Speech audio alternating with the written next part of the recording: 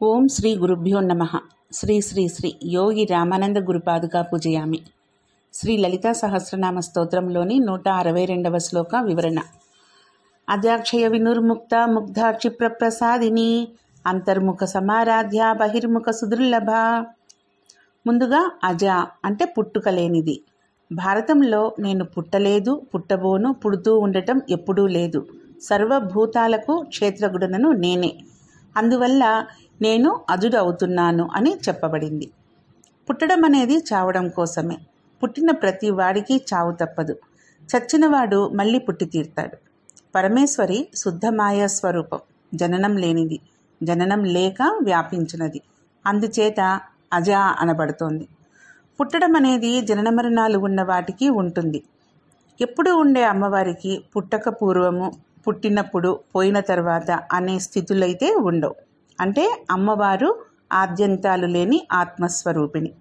అంతేకాదు పుట్టడము, పెరగడము, ఉండటము, మార్పు చెందడము, కృషించడము, నశించడము వంటి షడ్వికారాలు అమ్మవారికి ఉండవు. ఈ వికారాల్లో మొట్టమొదటిదైన పుట్టడం ఉంటే మిగిలిన 5 వికారాలు అనుసరించి ఉంటాయి. అసలు పుట్టడం అనేదే లేనప్పుడు మిగిలిన 5 వికారాలకు అవకాశమే లేదు కదా. పుట్టుక లేనిది అని ఈ నామానికి అర్థం. తర్వాతి నామం క్షయ వినుర్ముక్త అంటే క్షీణించుట అనే దాని నుండి విడిచిపెట్టబడినది.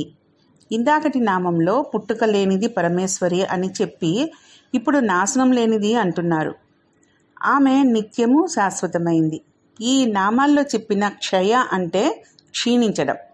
దీనితో పాటు నశించడం అంటే మృత్యువు కూడా అమ్మవారికి ఉండదని మళ్ళీ వేరుగా చెప్పనక్కర్లేదు. క్షీణించడం అనే దాని నుండి విడిచిపెట్టబడినది అనగా క్షీణించుట లేనిది అని అర్థం. తర్వాతి నామం ముగ్ధ అంటే మనోహరమైన అమాయకత్వంతో మోహింప చేయబడినది అని. అందమైన ఆకారం కలది, కొన్ని ప్రత్యేక లక్షణాలున్న కన్యను ముగ్ధ అంటారు. తరుణ వయసు వచ్చి మనోజ్ఞంగా ఉండి, మనోహరంగా అందమైన రూపం ఉండి, ఇంకా మన్మథ వికారాలు పూర్తిగా విప్పారని మనోభావాలు ఉండి, రాగద్వేషాలు లేని పిల్లల అమాయకత్వం ఉండి, చూడగానే ప్రసన్నంగా, ప్రశాంతంగా, పరిమిత వాక్ సంభాషణాదులు చేసే లక్షణాలు ఉండాలి. ఇన్ని లక్షణాలు కూడబలుకొని ఏ కన్యలో అయితే ఉంటాయో ఆ కన్యను ముగ్ధ అంటారు. అమ్మవారు చెప్పిన ఈ లక్షణాలు కలిగిన 16 ఏళ్ల తరుణిలాగా ఉంటుందంట. అంటే రాబోయే సృష్టి అనే పువ్వుకు ముందు ఉండే మొగ్గ వంటిదన్నమాట. సంపూర్ణంగా విచ్చుకోవడానికి అన్ని అవకాశాలను ఇముడ్చుకొని ఉన్నదాన్ని ముగ్ధ అంటారు. ముగ్ధ అంటే మోహింప చేయబడినది అని అర్థం.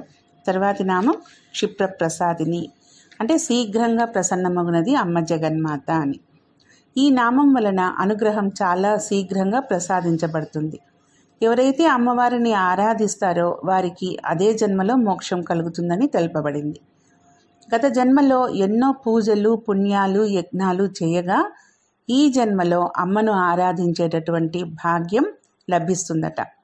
అది లభించగానే ముక్తి తప్పకుండా దొరుకుతుంది. ఏ అభీష్టం కోరి అమ్మను ఆరాధిస్తున్నామో అది తప్పకుండా లభిస్తుంది. ఇది క్షిప్రప్రసాదిని యొక్క లక్షణం. క్షిప్ర గణపతి, క్షిప్రప్రసాద గణపతి, క్షిప్రాంజనేయం అనే తంత్రం ఉంది. పిల్లవాడు బాధతో అమ్మ అని పిలిచినా ముందు పరుగు పరుగున వచ్చేది అమ్మే. అలాగే మన పట్ల జగజ్జనని కూడా వ్యవహరిస్తుంది. ఆర్తితో తలిస్తే ప్రీతితో ఎదురుగా నిలుస్తుంది. అమ్మవారు మాట్లాడే అద్దం లాంటిదన్నమాట. నువ్వు నన్ను చూడు అంటే నువ్వు నన్ను చూడు అంటుంది. నువ్వు నన్ను విడువకు అంటే నువ్వు నన్ను విడువకు అంటుంది. శీఘ్రంగా ప్రసన్నమగునది అని ఈ నామానికి అర్థం చెప్పుకోవచ్చు. తర్వాతి నామం అంతర్ముఖ సమారాధ్య అంతర్ముఖంగా చక్కగా ఆరాధింపబడినది అని అర్థం. ఆరాధనలు 2 రకాలుగా ఉన్నాయి. ఒకటి అంతర్ముఖము, రెండవది బహిర్ముఖం.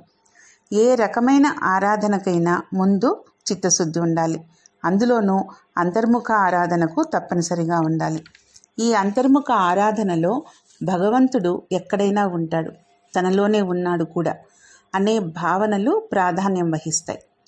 ఈశ్వర సర్వభూతానాం హృద్రసే అర్జున తిష్టతి అన్న గీతా వాక్యం, అహం బ్రహ్మస్మి అన్న మహావాక్యం అంతర్ముఖ ధ్యానంలో ప్రాధాన్యం వహిస్తాయి. బాహ్య ప్రపంచం మీద, దేహం మీద ధ్యాస నశించాలి.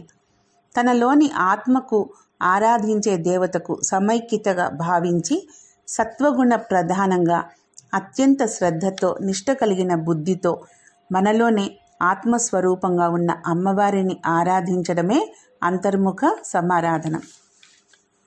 సాధారణంగా బాహ్యంగా జరిపే షోడశోపచార పూజలో వచ్చే అంశాలన్నీ ఈ అంతర్ముఖ ఆరాధనలోనూ ఉంటాయి. కానీ అవన్నీ ఆధ్యాత్మిక భావనతో తనలోనే ఆత్మేశ్వరుని ధ్యానిస్తూ తనకు సంబంధించిన సుగుణ గణ భావనలతో షట్చక్రయుక్త నాడీ మండలాన్ని సమన్వయపరుచుకుంటూ ఉద్వేగరహితంగా అత్యంత ప్రశాంతంగా జరిపే ఆరాధనగానే ఉంటుంది.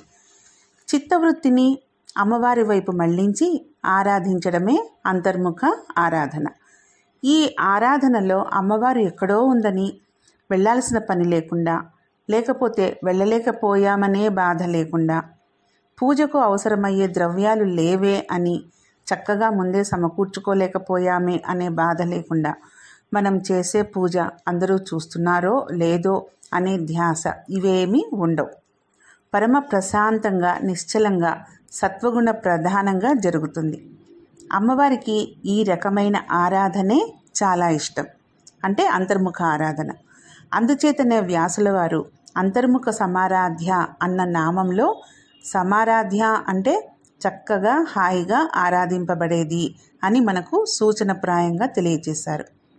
ఒక విధంగా చెప్పాలంటే రుద్రాభిషేకంలోని మహన్యాసమంతా అంతర్ముఖ సమారాధనమే అవుతుంది. సమారాధన చేసే శక్తి అంతర్ముఖులకు మాత్రమే ఉంటుంది. భావంతో ఎంత ఆరాధన అయినా చేయగలం. ఇది సర్వకాలాల్లోనూ చేసుకోవచ్చు. దీనిని భావన యోగము అంటారు. అంతర్ముఖంగా మనము ఎవరిని ఆరాధిస్తున్నామో వారిని గురించి శాస్త్రముల ద్వారా, గురువు ద్వారా జ్ఞానమును గ్రహించడమే అర్ఘ్యం అంటారు. నీళ్లు వేయడం అనేది జ్ఞానం అనే అర్ఘ్యంతో చేయాలి. ధ్యానం ద్వారా దేనిని తెలుసుకుంటున్నామో ఆ తెలుసుకునే వస్తువే హవిస్సు. అనుసంధానం చేస్తున్న ఉపాసకుడు హోత, అంటే అగ్నిహోత్రంలో ఆహుతులను వేయువాడు అని. జ్ఞానము, అర్ఘ్యము, ఉపాసకుడు ఈ మూడింటితో అనుసంధానం చేసుకుంటూ ధ్యానించడమే చక్రార్చన. ఉపాధులు అతీతంగా భావన చేసేప్పుడు వారే శివశక్తులవుతున్నారు. మనలో ఆత్మస్వరూపమే లలిత స్వరూపమని భావన చేస్తూ ఇతర చింతనలను విడిచిపెడితే అదియే సిద్ధి. భావనాక్రియ ఉపచారములు. ఒకచోట మౌనంగా కూర్చొని అమ్మవారిని ఆవాహన ఉపచారములు చేయవచ్చు. అమ్మవారి చతుష్షష్ఠ ఉపచార పూజ శంకరులు రచించి ఉన్నారు. దానికి చతుష్షష్ఠి మానసిక పూజ అని పేరు కూడా పెట్టారు. మనము నీరు వేస్తున్నాం, అక్షంతలు వేస్తున్నాం, కానీ వస్తువులు వేయం. కొంచెం ఆభరణాలు పెట్టగలం, కానీ అమ్మవారికి మనం ఏది ఇవ్వగలిగిన వారం కాము. ఏది చేసినా కానీ అమ్మను భావిస్తూ చేస్తున్నాం. భావన చేస్తున్న అంతర్ముఖారాధన చాలా ముఖ్యమైంది. ఈ అంతర్ముఖ సమారాధనను ఒక రోజులో 3 ముహూర్తాలు కానీ, 2 ముహూర్తాలు కానీ, కనీసం 1 ముహూర్తం కానీ భావించితే చాలు. వెంటనే సాక్షాత్ శివుడి స్థితిని పొందుతారు. వెంటనే క్షిప్రప్రసాదం పొందుతారని తెలుపబడింది. అందుకే అమ్మ అంతర్ముఖ సమారాధ్య. అంతఃపూజలో ఉపచారాలు అంటే నిత్యం కాని వాటిని వదిలేయాలి. బ్రహ్మ పదార్థమే సత్యం కాబట్టి మిగిలిన వాటిని వదిలేయాలి. అంతేకాని కనిపించనంత మాత్రాన బ్రహ్మం లేదు అనుకోరాదు. అలా అనుకోవడం అపచారము, తెలియనితనం అవుతుంది. ఇదే అనుపచారం చేయతగింది. తర్వాత ఆవాహన. దేహంలో బాహ్య అంతరింద్రియాలున్నాయి. ఆత్మ అనేది ఈ ఇంద్రియాల ద్వారానే ప్రకాశిస్తుంది. కాబట్టి వాటి యొక్క దేవతా రూపాన్ని ఆవాహన చేయడమే దేవిని ఆవాహన చేయడం అవుతుంది. ఆసనం. శరీరంలోని జ్ఞాన కర్మేంద్రియాలు మనసు, బుద్ధి, అహంకారం అనే విభిన్న ధర్మాలు కలిగి ఉన్నాయి. అవన్నీ అరికట్టి సర్వము బ్రహ్మ పదార్థమని భావించడమే ఆసన సమర్పణ. తర్వాత పాద్యం అంటే కాళ్ళు కడుక్కునే నీరు. ఆ దేవి సాధకుడి శరీరంలో ద్వాదశాంతంలో ఉంది. మిశ్రమ బిందు స్వరూపమైన కామేశ్వరి ద్వంద్వం యొక్క కుడికాలు శుక్లవర్ణమైన ప్రకాశాంశం, ఎడమకాలు రక్తవర్ణమైన విమర్శాంశం. ఈ రెండు పాదాలను ధ్యానిస్తూ వాటికి భేదం లేదు అనుకోవడమే పాద్యం. తర్వాత ఆర్ఘ్యం అంటే చేతులు కడుక్కునే నీరు. అంతఃపూజలో ఆత్మయే శ్రీదేవి అని గ్రహించి బ్రహ్మానందానుసంధానం చేయడమే అర్ఘ్య ప్రధానం. తర్వాత ఆచమనం అంటే నోటిలోకి తీసుకునే నీరు ఆత్మస్వరూపమైన దేవి స్వచ్ఛమైంది, ఆ స్వచ్ఛత స్వయం సిద్ధమైంది అని గ్రహించుకోవాలి. స్నానం. బాహ్య పూజలో దేవతకు పంచామృత స్నానం చేపిస్తారు, కానీ అంతఃపూజలో అది లేదు. కుండలిని శక్తి ఆధార చక్రంలో నిద్రిస్తూ ఉంటే సాధకుడు చేసే ప్రాణాయామంలో కుండలిని శక్తి నిద్రలేచి అది షట్చక్రాల గుండా ప్రయాణించి గ్రంథిత్రయాన్ని భేదించి సహస్రారం చేరుకుని తన నోటితో సహస్రదళ పద్మాన్ని కరిచి పట్టుకుంటుంది. అప్పుడు సహస్రారం అనే చంద్రమండలం నుండి అమృత ధారలు స్రవించి శరీరంలోని 72,000 నాడీ మండలాల్ని తడుపుతాయి. ఈ రకంగా అమృత వర్షం కురిపించడమే ఆత్మదేవతకు స్నానం. ఈ అమృత వర్షం వలన శరీరము సమశీతోష్ణమవుతుంది. తర్వాత వస్త్రం. సాధకుని శరీర కాంతి అంతా ఆ పరాశక్తి తేజస్సే. ఈ విషయం తెలిసి బ్రహ్మానందం పొందడమే వస్త్ర ప్రధానం. తర్వాత యజ్ఞోపవీతం. దీన్నే బ్రహ్మసూత్రం అని కూడా అంటారు. అంతఃపూజలో సుషుమ్నా నాడినే బ్రహ్మసూత్రము యజ్ఞోపవీతంగా భావించాలి. సూత్రంలో మొత్తం 27 పోగులుంటాయి. 96 బెత్తలు ప్రమాణము తత్వములు, 3 ఆవృత్తులు త్రిగుణములు, 3 ముడులు 3 గ్రంథులు, 3 గ్రంథులు బ్రహ్మముడి, 27 పోగులు 27 భేదములు గల జగత్తు. బ్రాహ్మణులు యజ్ఞోపవీతం ధరించి కర్మలు చేస్తారు. దాన్ని తీసేయడం అంటే సన్యాసాన్ని స్వీకరించడమే. అట్టి సన్యాసి బ్రహ్మకాండను చేసేవాడు. సర్వకర్మ విముక్తుడు, జీవన్ముక్తుడు. సుషుమ్నా నాడిలో సూక్ష్మనాడులు కలిసే చోటును గ్రంథి అంటారు. అది 27 సూక్ష్మనాడుల సమూహం. అందుకే సుషుమ్నా నాడి యజ్ఞోపవీతం కంటే సత్యమైంది, సహజమైంది. ఇదే కంఠసూత్రం. తర్వాత ఆభరణాలు. సాధకుడు తాను కూడా మాయామోహం చేత మనిషిగా ఉన్నాను అని గ్రహించి మాయాది వస్తువులతో తనకు సంబంధం లేదని వాటిని పరిత్యజించడమే దేవికి ఆభరణాలు అర్పించడం అన్నమాట. తర్వాత గంధం.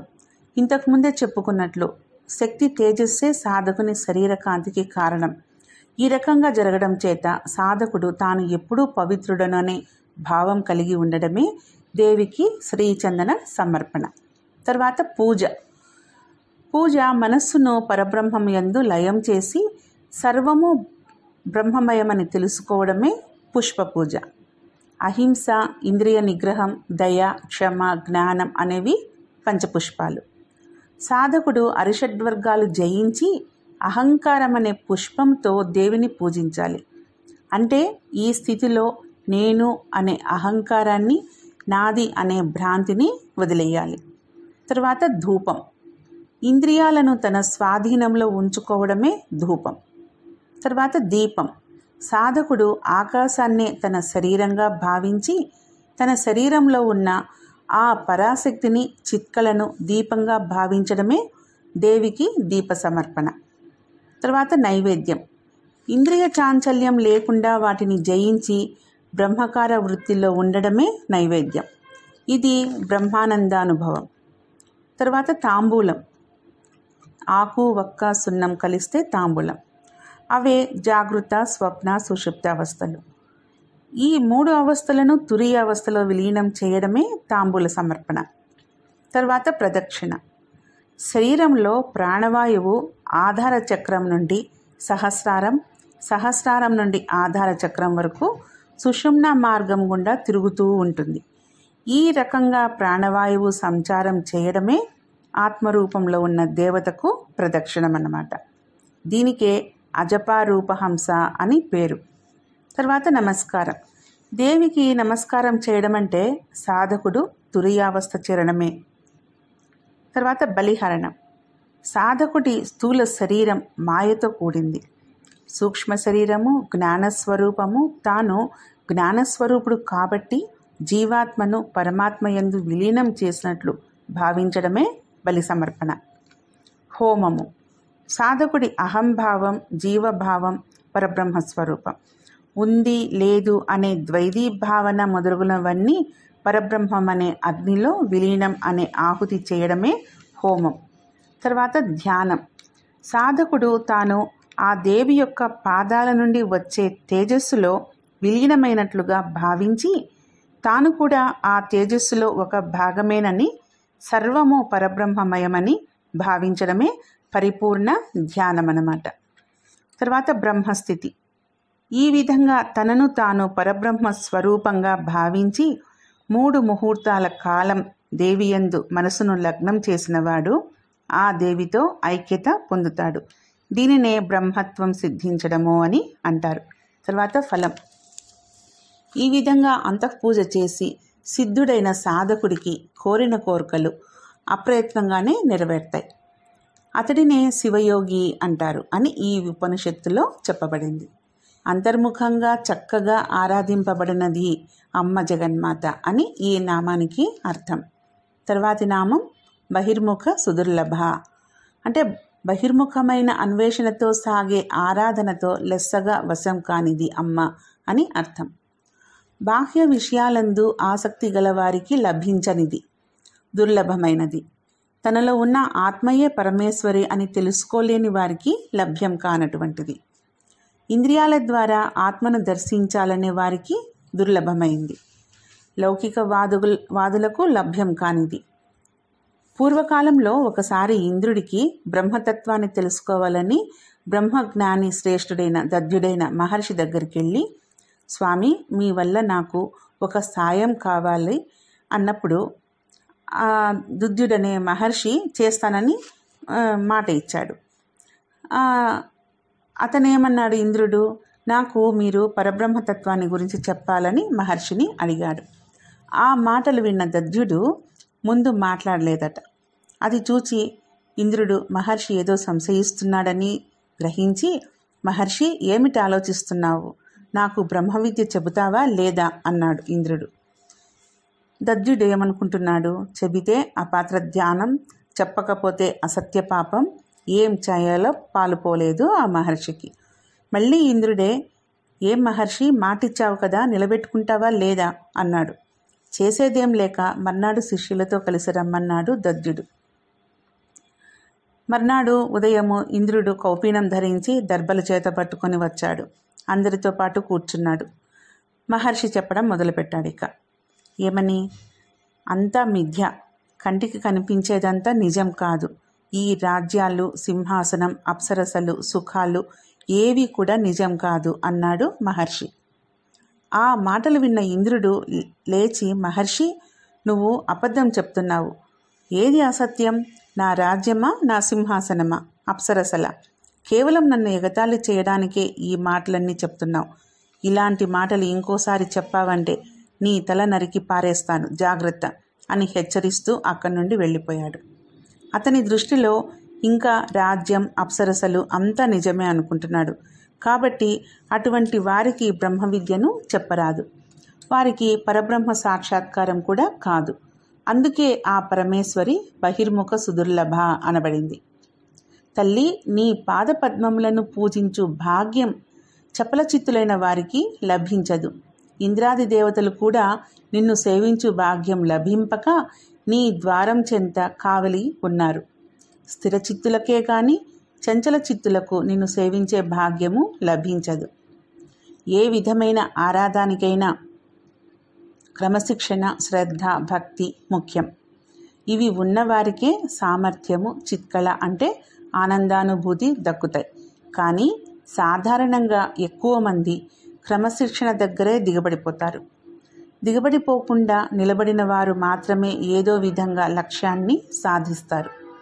ఈ లక్ష్యసిద్ధి అంతర్ముఖులకు సులభంగా ఉంటుంది. బహిర్ముఖులకు అవరోధాలు, ఆటంకాలు, పతనాలు ఎదురై లక్ష్యసిద్ధి దూరం అవడమే కాదు, దుర్లభం అవుతుంది కూడా అని ఈ నామం ద్వారా వ్యాసుల వారు హెచ్చరిస్తున్నారు. బహిర్ముఖులకు కడు దుర్లభమైనది అని ఈ నామానికి అర్థం. ఓం శ్రీ మాత్రే నమః. ఓం శ్రీ గురుభ్యో నమః.